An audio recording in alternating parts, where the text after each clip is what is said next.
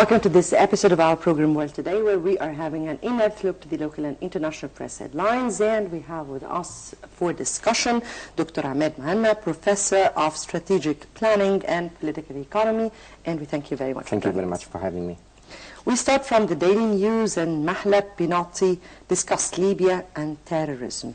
It says Prime Minister Ibrahim Mahlab met with the Italian Defense Minister Robert Binati to discuss a range of topics, including the increasing incidence of terrorism, bilateral relations, and Libyan crises.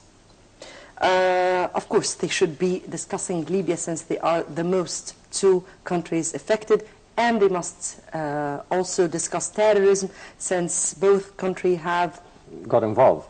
Yes, very much indeed. I think the bombing of the Italian embassy in Cairo has really proved to the Europeans that they thought at some point they are far away from terrorism and cannot reach them.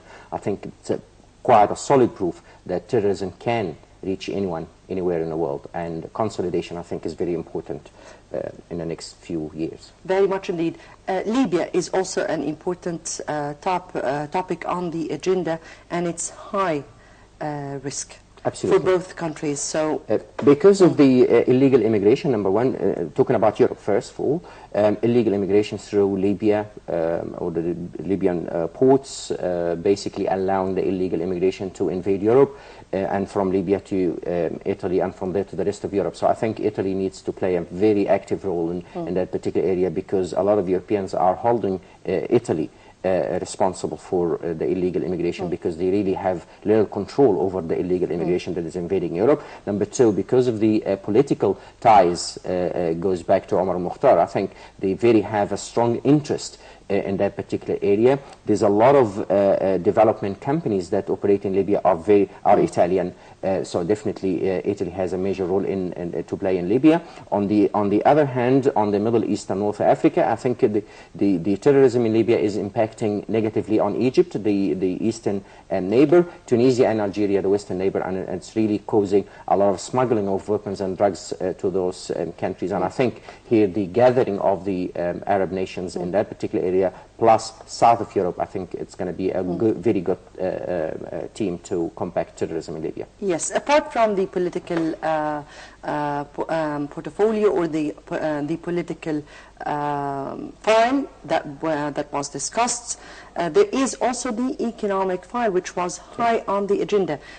Prime Minister hailed and praised Italy for being the number 3 partner in investments in Egypt, and a number of agreements were also signed. So how do you view this aspect and its importance? I think after a long time of being away from the international arena, getting involved actively in the economic, strategic and political spheres and events, for the first time we see after the elections of the President Sisi, you're seeing that Egypt is getting very much involved strongly in all events happening around the Mediterranean, in the Eastern Mediterranean and Western Mediterranean, in terms of North Africa, and what's happening also economically on the Greece as well as Cyprus. So I think the economic ties between Egypt and Italy goes back to Muhammad Ali. They're not really new, but I think what's been happening is a renewal of the trade partnership. And I think the trade partnership, President Sisi has revitalized the trade partnership and reformed it in terms of establishing the trade partnership based on mutual benefit, not like in the past we accept a lot of flooding of goods and services, and in the end it's a deficit on the balance of trade, balance of payment, and international. So I think it's a new era, a new vision, a new strategy of trade partnership. And we cannot forget the lovely and blessed days that we live in at the moment of opening the new Suez Canal on the 6th of August. I got that on top of your mouth, on your tongue. That definitely Italy has a major interest in what's going to happen in the Suez Canal corridor, having to be one of the first countries to participate in investment, because this is going to be the hub of international trade. Very much indeed. And since you mentioned the Suez Canal, or the new Suez Canal navigation route, this is my next headline, and Ahram Online, new Suez Canal test operation starts Saturday. And the new Suez Canal project started its trial operation process on Saturday, 11 days before the official inauguration on the 6th of August. Mohammed Sa'ar, the head of the Navigational Management Department at the Suez Canal Authority, said that different size ships are participating in the trial. We know that today there will there's three ships. There is one already that has three ships that will be passing. We already started with the first one. It's coming from Singapore. Yes. I do apologize. Yes, it's a Singapore, Jeddah to Port Said, that's right. It and has the Singapore between Ifriswar and Ballah. Yes. In that particular area, and let me apologize first because I just came from there, so I do apologize for the informal dress, but I've been there, so I think it's a very lovely scene. The world will see a change in international trade. As President Sisi said, it's a gift to the rest of the world. So I've been there. It's quite a lovely sight, and we encourage everybody in Egypt to try to witness what's actually happening. It's a wonderful. We're speaking as the country is delivering what it promised to do. I mean, here, 1 year from that date, Egypt promised that this navigation route would be inaugurated after precisely 1 year. Absolutely. And here is, we are delivering. They deliver, yeah. Here it reflects the best gift that God has really granted Egypt, or gave Egypt. It's the population. Very strong nation, very determined to achieve civilization. We've seen that along 7,000 years before birth. I think Egyptians have renewed, and this is not a complimentary or a fake complimentary, it's a true.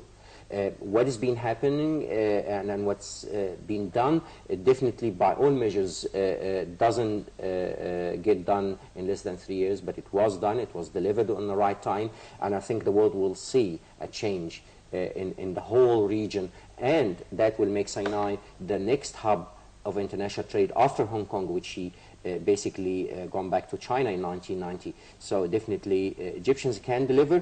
All they needed, as you mentioned, a strong leadership, very transparent, honest, and a leadership with a vision. So this has been really in place. Now the nation follows. One big question mark people would ask. Now, many projects or mega projects were launched before in the decades, in the past decades, and they have never been really delivering any kind of real revenue or results. We did not really feel it. Feel any kind of tangible results. Yeah, now, look, you're absolutely right. Yes. I think this is part of the whole bigger plan that was plotted by the enemies of Egypt to make the words count, and on the ground level there is no actual results. We've seen that during the era of Mubarak, basically seeing a launch of a number of mega projects, as you kindly mentioned, but in the end we don't see results. Here is a number of reasons. Number one, there was no consolidation of the Egyptians around the political leadership to create the first element of building an economy, which is capital. So we need to build a strong economy, capital, land, and labor. Capital was never there. Egyptians never really trusted Mubarak or his regime. For the first time, Sisi puts it on the table, people trust him. And I think if we actually look honestly, the amount of money that was collected in 8 days, 64 billion Egyptian pounds, that amounts for 9 years the American aid, which basically means that Egypt has a lot of money. So, number one, that the Egyptians for the first time trust their leadership, and that only happened twice. Once with, let's say, taking the modern history with Muhammad Ali, with Nasser, building 1,200 factories, building an economy that was valued in 1970 at $1.4 trillion by the World Bank, and trusting for the third time President Sadat in 1973. Now, Egyptians trust again the political leadership, so now they follow. They put the money in, and now we're talking about people saying that they're not going to take the interest into that. If so you do remember, sir, who put the money, we're speaking from the very rich to the very poor people. That's a sense of loyalty and ownership. Absolutely. Yes. So the sense of ownership was never there. That's number one. Number two, we never in the past used to depend on a strategic plan long term. For the first time, we're talking about the second crossing mega plan of 2011 to 2060.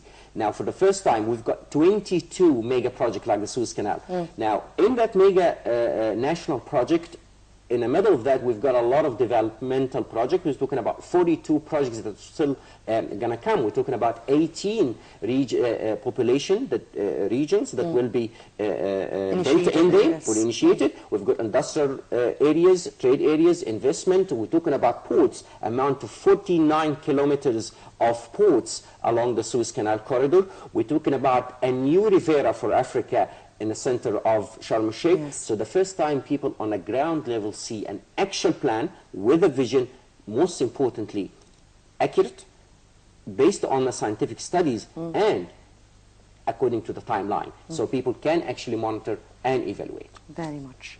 The Daily Star, and we're moving to another political, unfortunately, crisis in the region. The Daily Star: in Yemen, clashes kill 20 as fighting rages.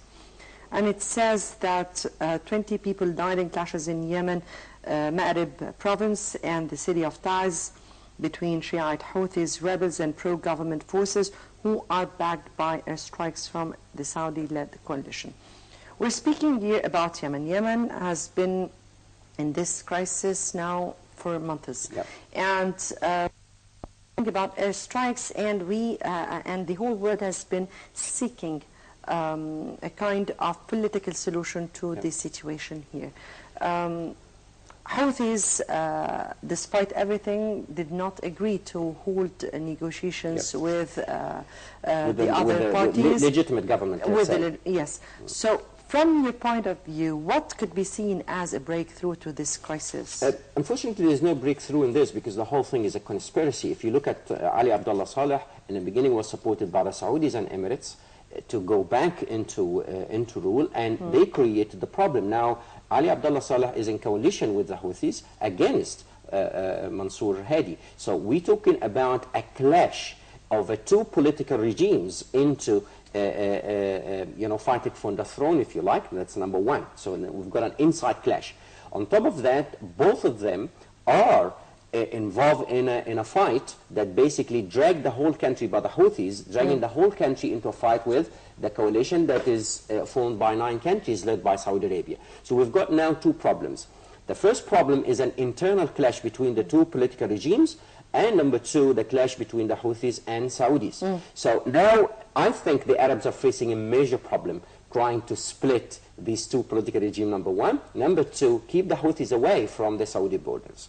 Now the breakthrough here is, number 1, if we really can do it, is a political negotiation between Ali Abdullah Saleh and Mansour Hadi. Number 1 is to resolve the issue internally, because Houthis are supporting Ali Abdullah Saleh, so it's getting very complicated. The problem here is it's dragging also Egypt into the equation because of the Suez Canal trade route, so we cannot allow this to happen. No, and because we are part of the Saudi-led coalition. Here we've got another problem, is the agreement reached in a nuclear program of Iran. That worries me, because that basically means that there is a trade deal that was done between the 2 countries. Now we're going to see, very importantly, we're going to see a lot of trade flourishing between Iran and Europe, Iran and the United States, and we can expect that there's a lot of weapons that will also be part of the trade. That basically means it freed Iran to support Houthis more. Now we hear about some coalition between Saudi Arabia and Turkey. We don't know if that is true, but the fact here is, what worries me is the agreement that was reached between Iran and the United States and the West for 5+1. I think that's going to free Iran a lot more to create more chaos. And let's all agree as Arabs that we do understand part of the mega plan to divide the Middle East from 56 countries to 88 that was launched officially in 1981 and was voted for by majority of the American Congress in 1983 officially, to say that the 56 countries that exist, and that reached Iran, Turkey, the south of Russia, so it's not only the Arab countries, it's the new Middle East we're talking about, destruction from within. So now we're moving into the 4th generation, a 5th generation type of wars, that basically people inside the country that will create the chaos. So Houthis with the Yemenis, 2 political regimes inside Yemen, break it down